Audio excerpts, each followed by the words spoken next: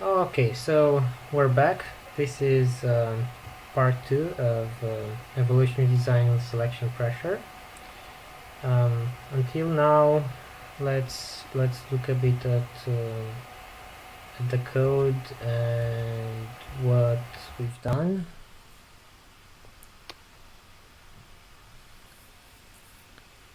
So we Okay. we started out with having this idea of a game that the client asked us to have a tic-tac-toe game, and we started analyzing how to make it more interesting for the users. We thought, or we found out that it needs to be interactive, and we found out after discussing, you'll see that in the previous episode, we found out how to we found out two measurements, two metrics, and we started evolving in this test the game, right? Yep. So we started with just a plain hello world.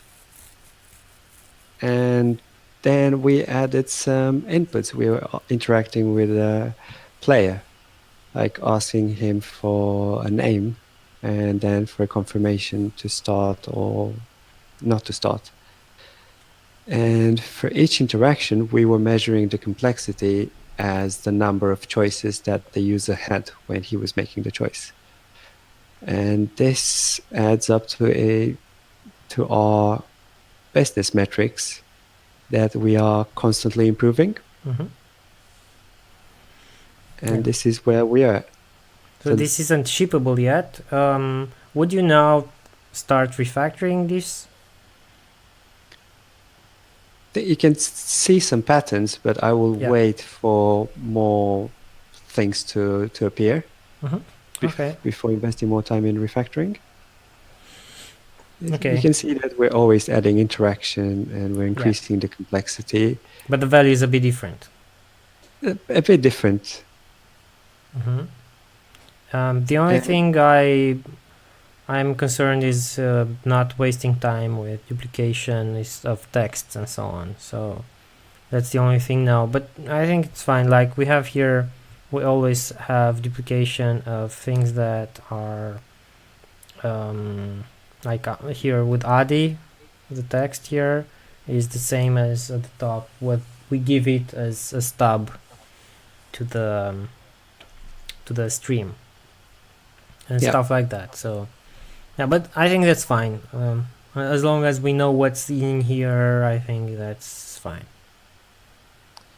yeah, I agree. We're now focusing on the most important thing, which is getting to a shippable piece of software Mm-hmm.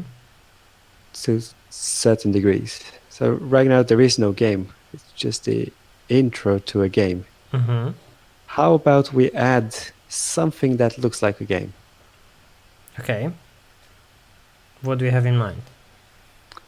Uh, the original goal is to somehow evolve towards tic-tac-toe. Yeah. So that if we were to decompose the choices that a player has to make in tic-tac-toe, is the first choice is you start with an empty board and then you have to pick a cell, a token. Mm-hmm. So the complexity of that choice, based on our current metric, would be 9. You have 9 cells to pick from, Mm-hmm. right? So it's just a matter of picking something out of a finite set of resources. Mm-hmm. Okay. And we can try to simulate that here. Something And like we could print on the screen the 3x3 stuff and then ask the user place your token. can we go even more abstract than this? Just Do we? ask place for token. That's not really playable. It's not, yeah, but Why does it have to be a 3x3? Because you said 9 options. Yeah, that's the final goal, the tic-tac-toe. Mm-hmm. And the 9 is actually wrapped in a two-dimensional space. Yeah. Which is it's a bigger step to take. It will be interesting From a point of view of this test, I don't think it's a big step. From the point of view of really having a tic-tac-toe game, I think it is a big step. Because here it's very easy to print out in a console something like a game and just ask the user place your token, and that will increase the complexity. Do you want to drive? Do you want to switch? Because you definitely have an idea at this point. So it might be worth exploring. Yeah, so just try to push. So let me quickly push this.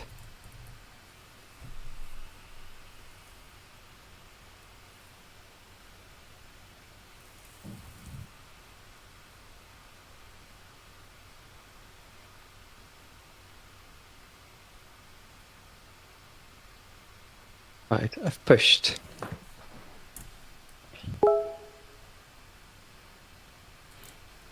Okay.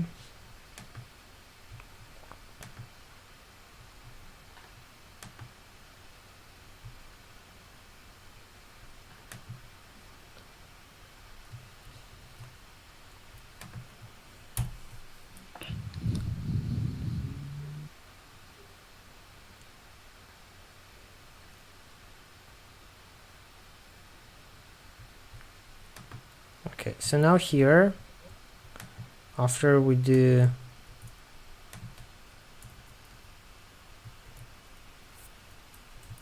we ask if they're ready to start, we'd print the board.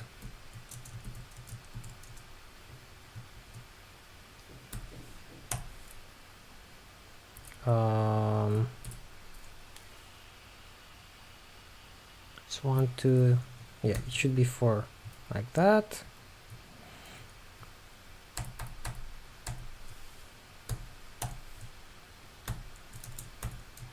One, two, three, 4.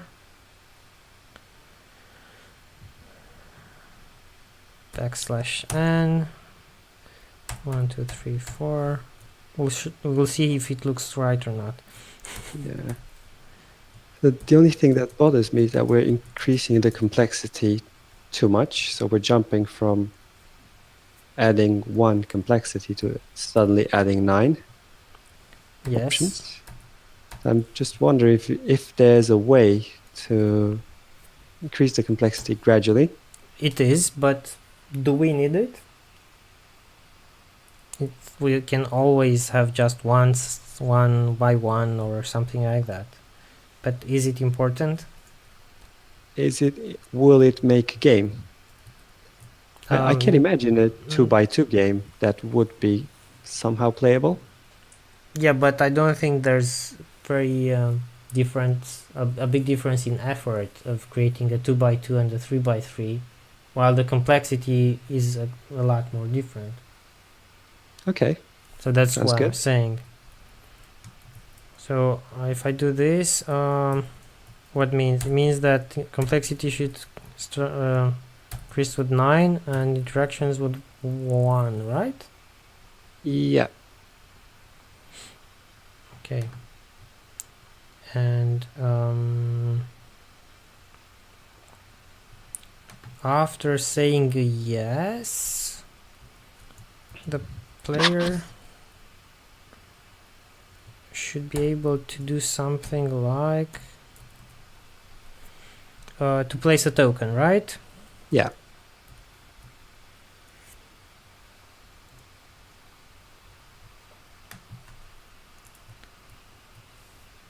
And I don't know if like asserting these things, I don't know if they're very useful. Asserting on these things, because Yeah, I agree. are things that we use, so I'm not that interested in those. Maybe I'm interested in this.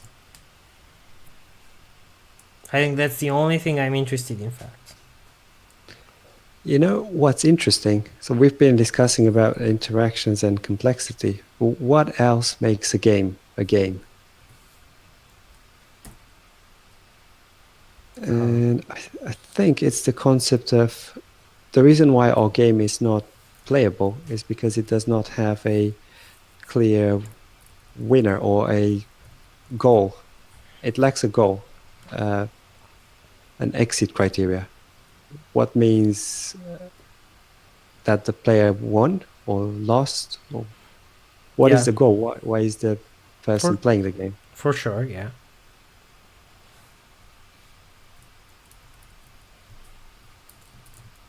So in this context, if we define a success condition and we consider whatever happens in between as helpers, it's a process to get there, then would you assert on them? You mean these things? Yeah, these things. I wouldn't assert on them, no. Yeah. I mean, maybe at the limit.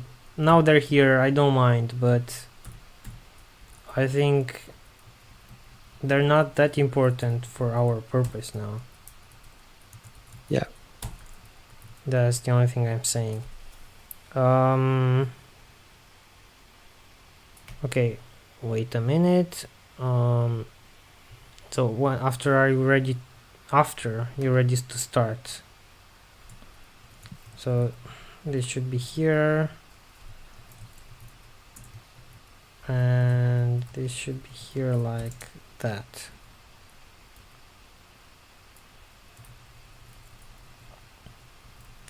So here I've placed this and this and this. Okay, so that means that we need also to give this out as the next pattern. And how would you define that input? Well, he put 0 0 and then I have this.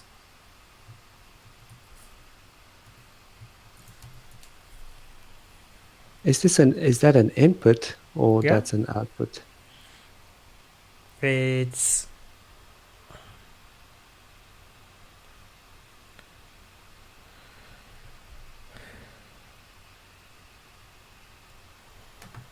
it is oh yeah, this one isn't an input, you're right, yeah, it shouldn't be like that.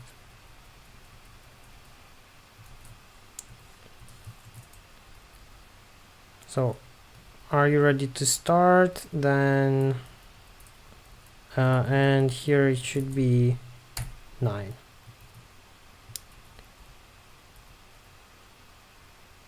Right.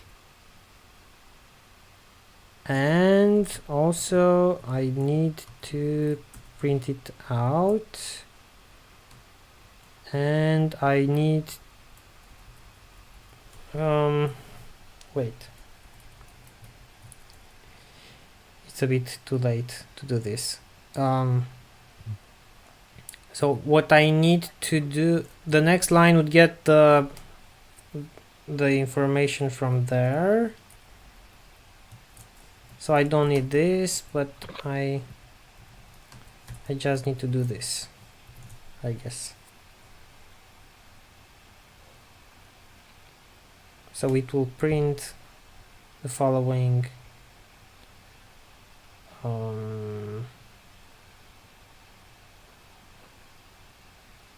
screen. So are we ready to start? Okay.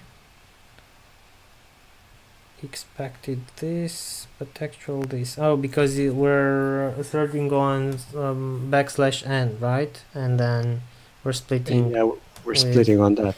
on \n, and now because I added here \n, that's not really nice.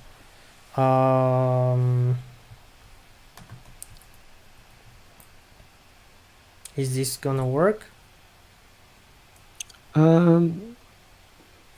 I guess we can refactor the assets because you can see that we're always asserting on the line, so we actually know what the input is going to look. If we build those strings into a list, then we assert them one by one. If we where do you mean we could build them into a list? The assets. Yeah, but still the problem is that we get this by \n here. Yeah. So, right. You're going to end up with multiple assets unless we do. So that's why I think we need a different delimiter here in a way. And what I would do probably this. Right. Because yeah, I got it. that means I'm adding a new row.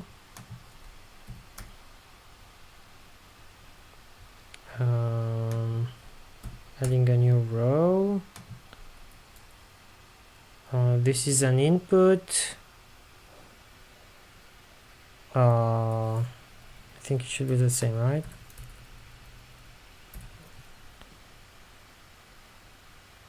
Well, this is just a new line.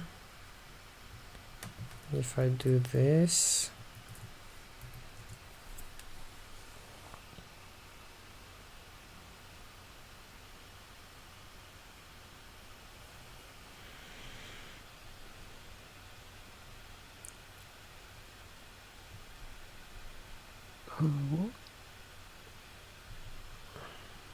okay, this is funny.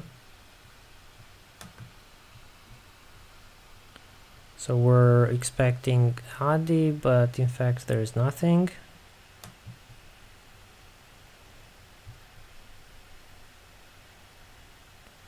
And are we now splitting on new lines or slash? On /r, \r. Yeah. Because that's an abstraction, in fact.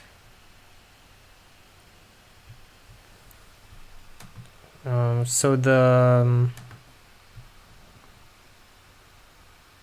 actual is Adi, are you ready to start? And that's all. But the problem is that here, when I expect Adi, there's nothing.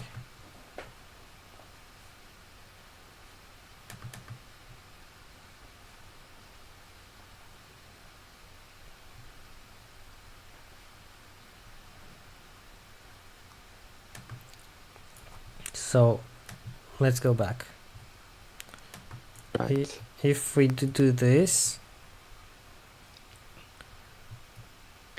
I do have a feeling that maybe this step was too big.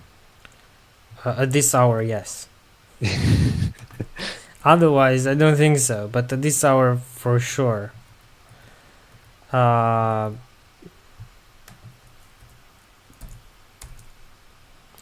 Because I think business-wise, it makes sense to do such a step. But I think the thing that I was missing is in fact having the preparatory refactorings. Yep. Because I didn't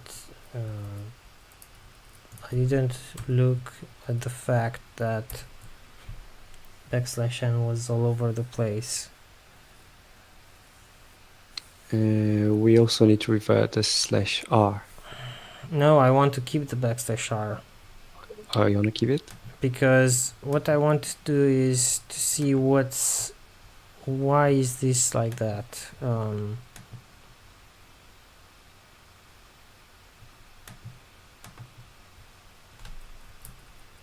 So probably like that. This should work. Because there's a new line that is empty. No, it's weird.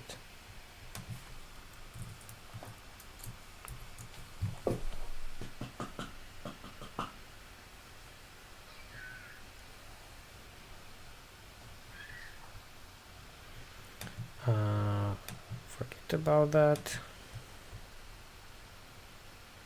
So I'm expecting this, and I am receiving a new line. Yeah. But your name is good. It's because we're splitting on the /r, but we're not removing the new lines from the output.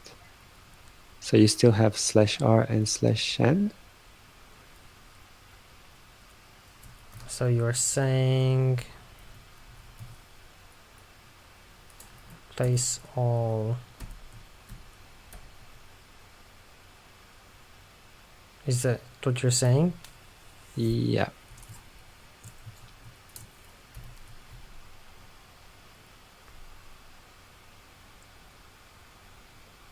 But that's kind of weird.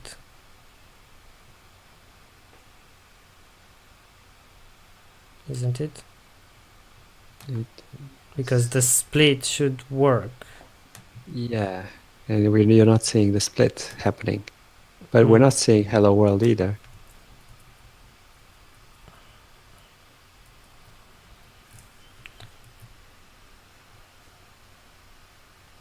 Here it's \r.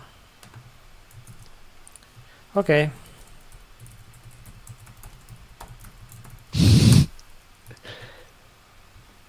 Revert.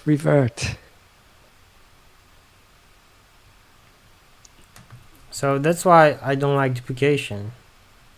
What I would do in this moment, I'd extract this into new line.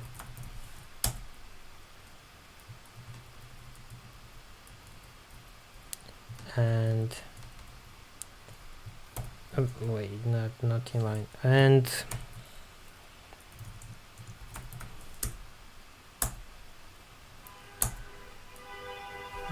okay. Let me be. I know what I want. And why? Because the fact that I have this duplication is not letting me try out why it was like that or it wasn't like that. So if I do this, I run the tests. And that new line is the input. There's also a new line on the output when we do system out print line. Yeah, exactly, but that's hidden away. So if I do this, now it's a lot easier to change here and not only in one place rather than changing in several places. So what's the problem is that I do this and instead it's a hidden duplication, so I could do this. Yeah. I think there's also when we do scan a next line, the next line might be looking for a new line character. Yeah, let's make this pass. Because you mean the scanner, right? Yeah. This one as well.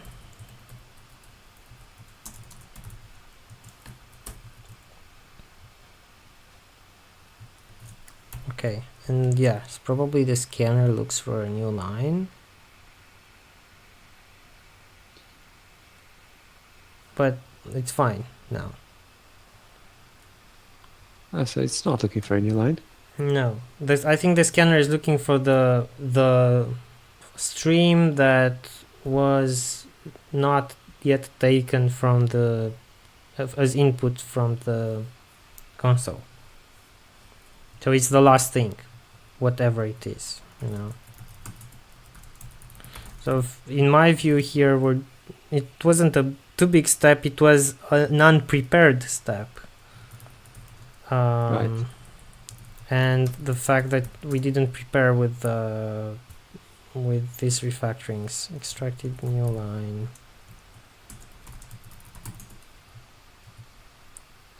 And now if I have this, and after are you ready to start, I would do something like...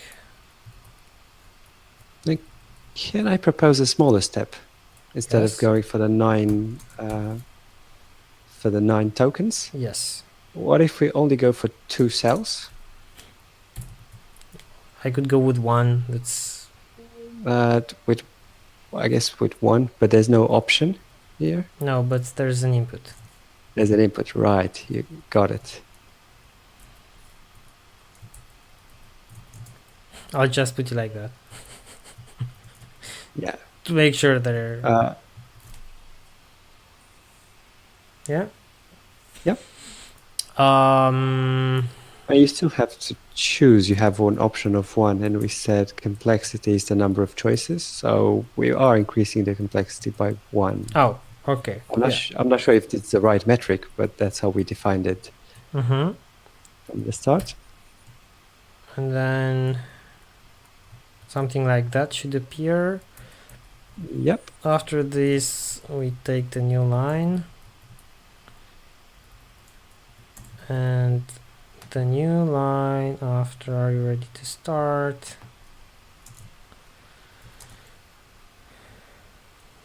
is something like that. Why not just 0?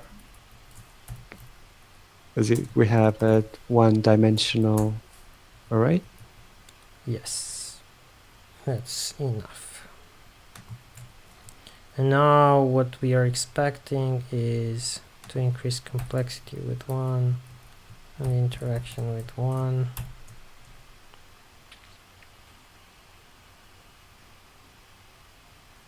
And yeah, I need to change the other asserts as well.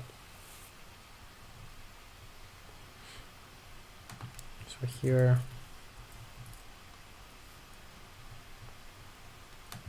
I would have something like this.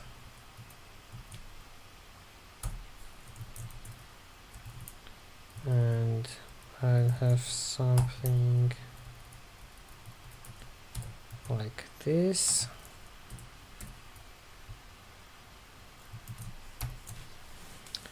Because as far as I know, in tic-tac-toe, X plays first, so...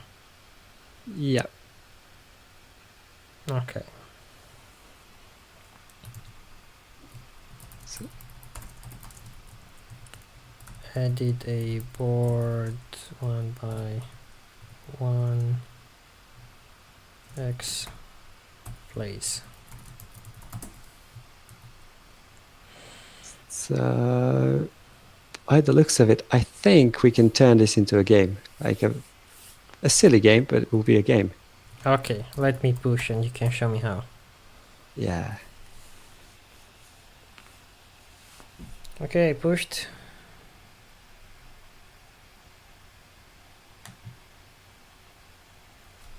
Got it. I'm going to share the screen now. Stop sharing. You can start sharing.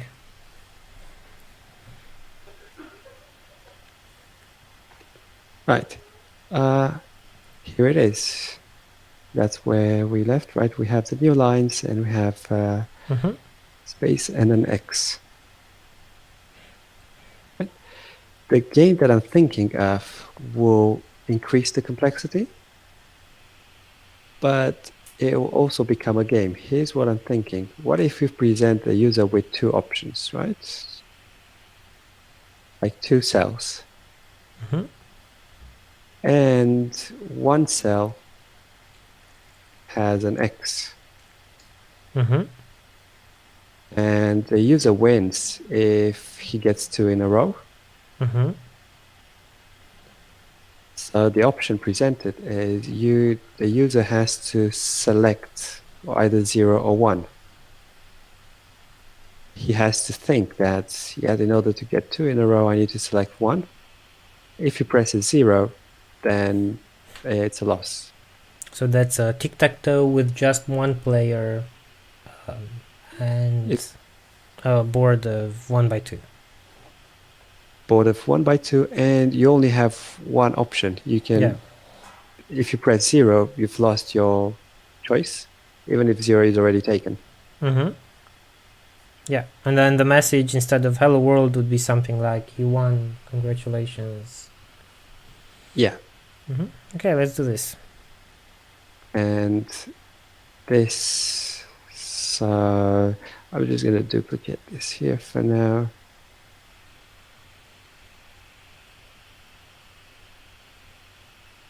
And the message is, so first of all, your name, are you ready to start? Yes, no. And you're presenting the options. You would have to specify the rules somehow, which we haven't touched upon, because Mm-hmm. we're not explaining the game. So here there should be a line saying something about the rules, kind of. So, Place your token. yeah.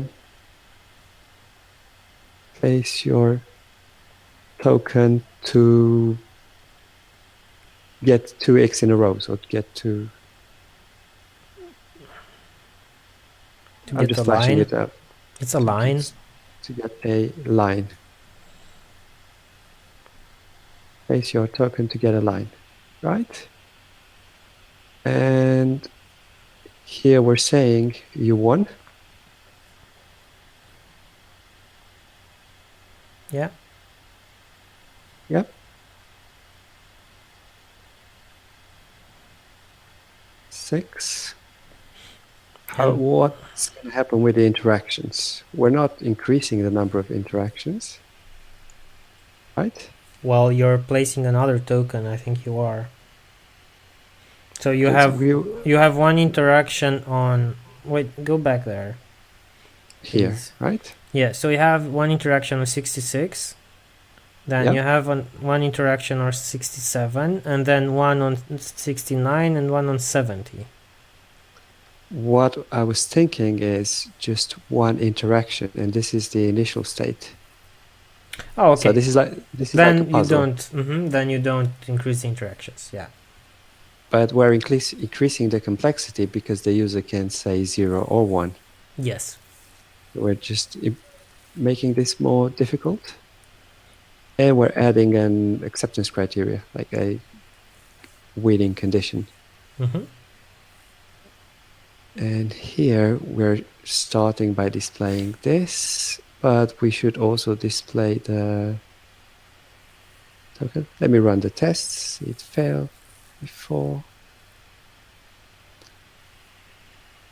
Yep.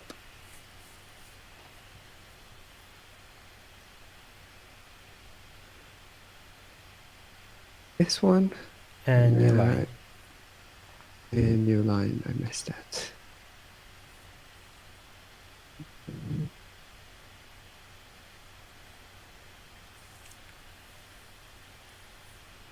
And this is the X here. I'm just going to fake it to make it pass.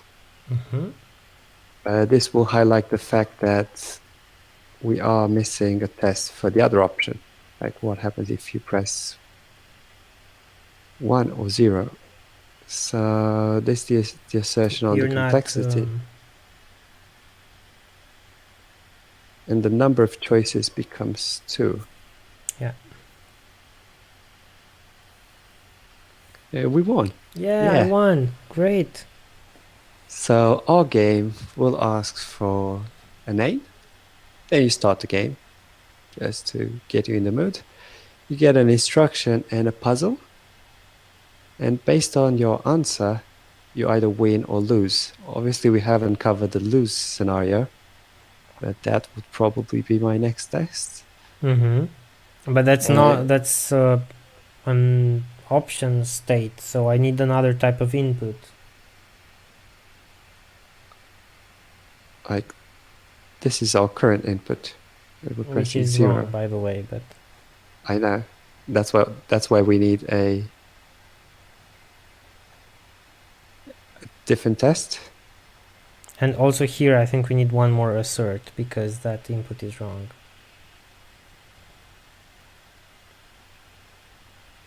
What sort of assert would you need?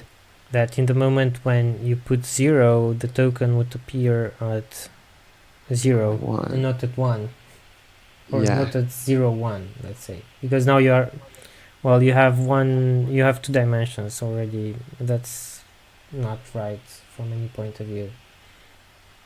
Sorry. This is our puzzle is this. It's a one-dimensional 2 token. It's not one dimensional, it's 2 dimensions because you have x and y already. What do you mean by x and y? You have one line but 2 Yeah. columns. So, One line and 2 columns. yes, so because you have one line and 2 columns, you can place on the top of the existing token, which would be 0 on line and 1 on the column, or 0 on the column, let's say.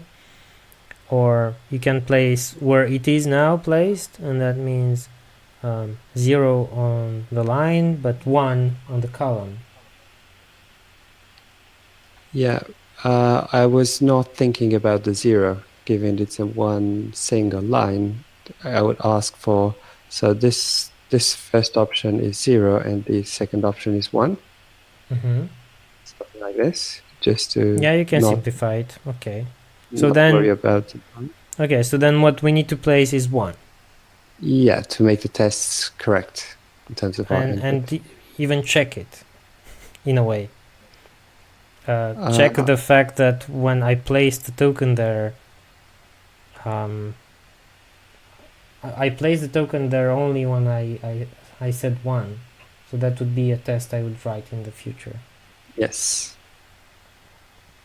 So isn't this covering the fact that we've placed the token in the right position? No? Because it doesn't have anything to do with the input that we give. As a proof that you can put anything there in the in the stream input. You can put even 999. Yeah.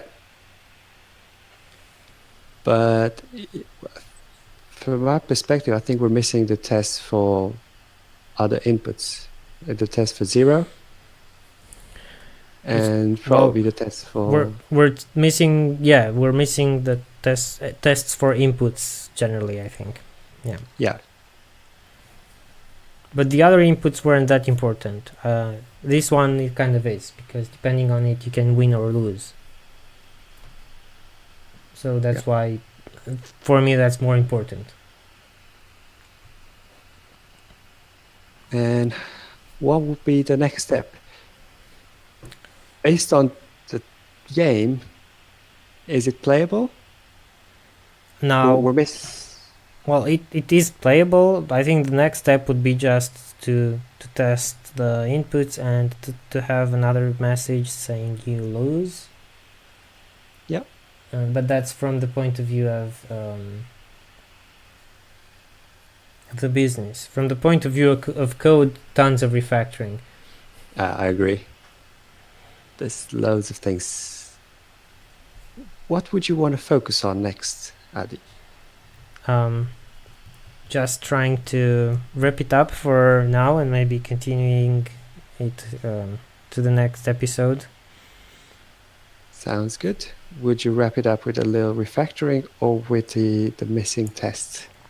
No, I'd just like to do some debriefing. So I would leave it like that. Maybe to put a comment there to add tests for this input or for inputs, and just to discuss for 5 minutes or so what we've done and what we learned from this. Yep, sounds good to me.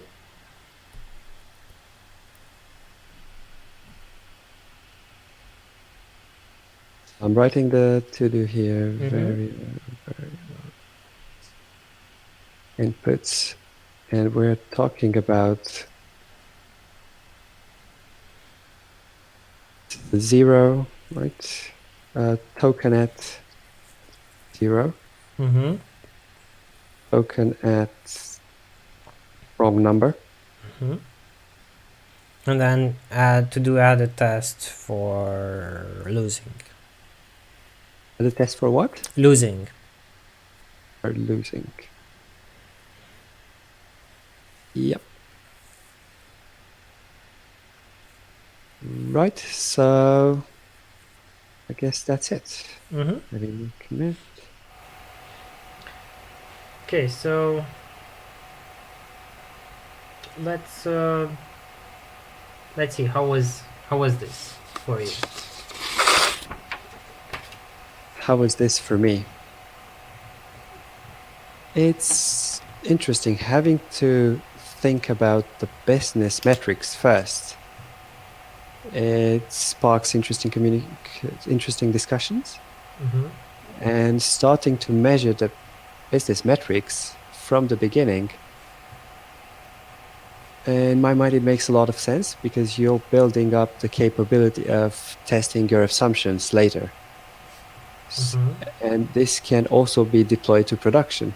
Like you can observe Yeah. someone playing the game and you can figure out how many interactions he did, what sort of choices was he facing. And that's very good data if you want to use it to improve your systems and your games and the overall player experience. And these sort of metrics are normally added at the end, which makes them harder to retrofit into the product. Mm-hmm. And I think another one. that Go also on, because Andy. we add them at this moment, it's easier to understand the connections between the design elements. At this moment, it's very obvious that you need a thing to monitor your complexity and interaction. It's all over the place and it's duplicated. Yeah. I was surprised how fast we got to this state where there's a clear duplication between the way we do the interactions, but there's also a challenge and response mechanism because we're asking a question, we're presenting a choice every time. We're presenting a choice, the choice has a complexity, and then we're reading an input. This is our way of interacting with the player. Mm-hmm. And it becomes obvious even at this early stage. Yeah, for sure. What do you think about the game that we've done? If we refactor and implement the losing stage, is it actually a playable game? It is playable for sure. I don't know who played, but it is playable. Maybe a kid Yeah, maybe once. once. Or, you know, yeah, when a kid is upset, say, look, I kept winning. So maybe it has some value. Oh, I don't want to be there when he loses. Yeah, but it's kind of difficult to lose. So it's still something. We haven't covered the playability of the game. So our Yeah. game does the same thing over and over. So it's definitely something missing in this space. Something you would normally want to add early on. For example, if you roll out with this game and the main complaint is that this game is so boring that if I play it once, I don't have to play it again, then that's probably what you should focus on. Instead of increasing the complexity, maybe you should try to make this game replayable, like shuffle the initial state, put the X in the other spot, the other place, just throwing out some ideas. Mm-hmm. Yeah. How Yeah. did you find it, Adi? Um, weird to start with. It's not the usual approach. Um, I do measure business business interactions, but not at this granular level. And I think looking at it like that now, I think that we're kind of missing this in our software, and too often uh, product people are just guessing. Right. And there's also the question, how can we measure this? But the question is asked too late, I think, and I push always as much as I can product people to ask this question in the beginning. Come with an objective and also come with a metric. Document your assumption, right? Your fitness scores. Yeah. Right. Any other interesting observations? The code is a mess. I agree. I really don't like it, and the thing that I was stuck with that case got me annoyed because I felt that we should have refactored sooner. Like the thing that I'm doing system out print line all over the place. We could extract that to something because at one moment you forgot to add new line, and that's a sign that the code is bad. You should just call something does what it should do. And so I think it keeps us from being productive. So what I would do is I refactor sooner. Right. Do you think there was a smaller increment or a smaller game that we could have written? The idea is if you have something deployable, you can ship it and engage with the clients, and while you get that feedback, so you deploy sooner, you get the opportunity to refactor and stabilize the code to get it ready for the next increment. Yeah, but In this case, I know, but I'm not in favor of deploying a mess. For me, something that has a lot of a code like that for me is undeployable. Quality of code for me of a deployment isn't just the value it brings to the business, but also the internal value of the code.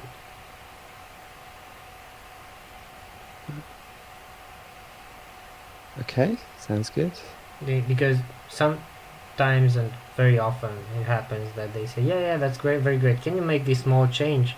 And if I say, yeah, of course, it will take 2 days because I need to refactor it, that's really not a good idea. That's why when I deploy something, I want to be sure that I can work on that code. And deploying a code like that makes difficult for me to understand what's to understand later the code. So you're concerned about supporting that code in production if you have to Not in patch it production, or everywhere. I mean, uh, information about this code will vanish in a few days, and I want the code to speak for itself. right. So you would refactor to put it in a good place before deploying, and At not least to an after the deployment. understandable place, not to a perfect way, but at least to something that's understandable, and it has a certain degree of clarity to be able to go on. And to be able to understand it so that you can support it. Yes, That's yes. the Not the main goal. perfect code, because that's, I think, going too far. Um, Not even maybe having some stuff around that aren't good. I would maybe adds these messages like, hey, you should refactor this and so on. But that's also a sign that you will take care of those. But it's still, if you know it's wrong and it's obvious it's wrong, again, it tells you, hey, refactor me, rather than other type of um, problems where you don't know how to interact with the code, and that's very bad. So I would refactor only the places where it's very difficult to understand how to write or how to interact or how to change. Um, So in summary, you would improve the maintainability of the code and readability, but Maintainability is much more complex. Um, I want to be able to change the code, so probably it's not maintainability; it's just changeability in this fast pace of adding new features. Uh, there's another type of changeability when you say, hey, we deployed, we don't expect any other changes for the next 6 months, and that can happen. In that case, I would certainly refactor a lot more, because you don't know, maybe I will work on the code or someone else, and the code needs to speak for itself. But if I am in the process of working and or with my team, I can leave a bit more mess there. But the type of mess that I could understand after 3 days, not something like this that I cannot. yeah. So you wouldn't refactor to prepare for future features. You would refactor just to stabilize the code. Yeah. Yeah, and that's the guideline. That's when you would stop.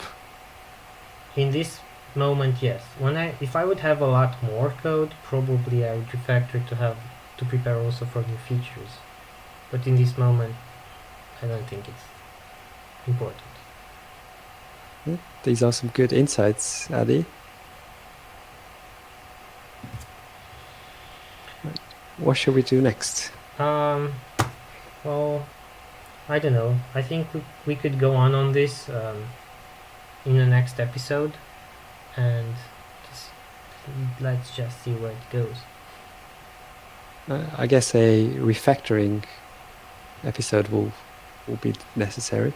Yes, so we'll refactor for the next 2 hours, and then we'll see what's going on. Okay, so let's wrap it up for this evening. Thank you for pairing with me, and Thank you, Adi. yeah, and we'll see each other later. All right, take care. Bye bye. Bye.